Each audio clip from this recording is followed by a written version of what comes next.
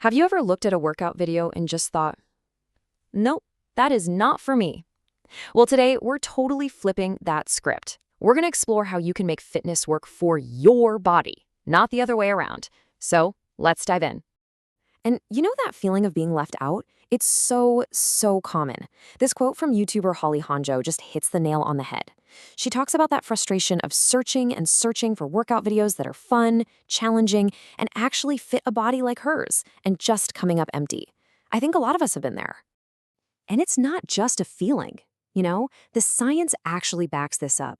A big review from the NIH found that for people with obesity, the biggest hurdles aren't just about willpower. Right up there at the top are pain and physical discomfort. I mean, that makes total sense, right? If an exercise literally hurts, why on earth would you be motivated to do it? So here's our plan. We'll start with a whole new mindset, then build 2 practical toolkits for movement, and finally, we'll help you figure out what your first move could be. First things first, let's get into this new way of thinking. The core idea is actually pretty simple. You adapt the exercise to fit your body. And listen, this isn't just some feel-good platitude. This is expert advice. I love this quote from personal trainer Diane Williams. She says that modification is really the key to building confidence. When you find a way to move that feels good and you feel successful doing it, you're just building that momentum to keep coming back. So that's the big mindset shift right there. Instead of trying to force your body into a preset mold, you just adapt the movement itself. So let's see what that actually looks like in practice. Okay, let's start building our first toolkit. These are foundational moves you can do right on the ground. The push-up. It's such a fundamental exercise, but let's be real, it is challenging for people of all body sizes and fitness levels. So, how can we make it work for us? The key is to stop thinking of it as this one all-or-nothing thing you either can or can't do. Think of it as a progression. You can start against a wall. As you get stronger, you can move to an incline, like on a sturdy bench. You're still working the exact same muscles, you're just reducing how much of your body weight you have to lift. From there, you can progress to trying them on your knees. Okay, now for another cornerstone of strength training, the squat. It's an incredibly functional movement, but yeah, that discomfort in the knees or the hips can be a really big barrier for a lot of people. But there are some really simple tweaks you can make. Putting a chair behind you gives you a perfect target so you know you're not going too low too soon. Sometimes just widening your stance a bit is all it takes to give your hips more room to move comfortably.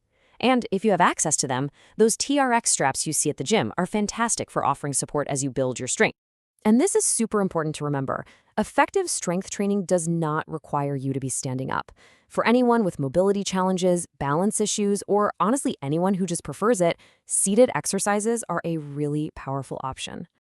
You can build some serious upper body strength right from a chair. These arm extensions are a great example. They work with dumbbells, resistance bands, or hey, even a couple of soup cans from your pantry. The key is just slow, controlled movement. And it's not all about raw strength either. Mobility is so crucial. An exercise like these sunshine arm circles is fantastic for keeping your shoulder joints healthy and happy. You can do them with or without a light weight, just focusing on making a big, fluid circle. All right, now for our second toolkit. We're heading out of the gym and into the pool because honestly, aquatic exercise can be a total game changer, especially for anyone dealing with joint pain. This number is just incredible. 90%. That's how much the buoyancy of water reduces the load or the stress on your joints. Just imagine doing an exercise that normally feels kind of jarring, but with 90% less impact. That is the magic of water. But, and this is a big but, low impact does not mean low effort, not at all. Because of the water's natural resistance, your muscles actually have to work 12 to 14% harder to do the same movement as on land. So you get this amazing combo. Your joints are protected and you're getting a fantastic muscle workout. And the safety factor here is just remarkable. One analysis found that injury rates for water exercise are just 1.3 per 1,000 hours. For running, that number jumps all the way up to 11.5. It's truly one of the safest ways to get a really powerful workout. And if weight management is one of your goals, just look at this comparison.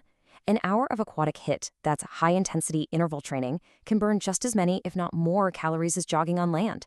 It's every bit as effective, just so much gentler on your body. So, who really gets the most out of this? Well, research shows it's especially beneficial for individuals with a higher BMI, for older adults. It's been shown to improve balance significantly, and of course, for anyone who's managing joint pain or arthritis. So, we've covered a whole new mindset and built two different toolkits. Now, let's bring it all home and figure out where you can get started. So, the most crucial takeaway here is this: fitness is flexible, it is not rigid.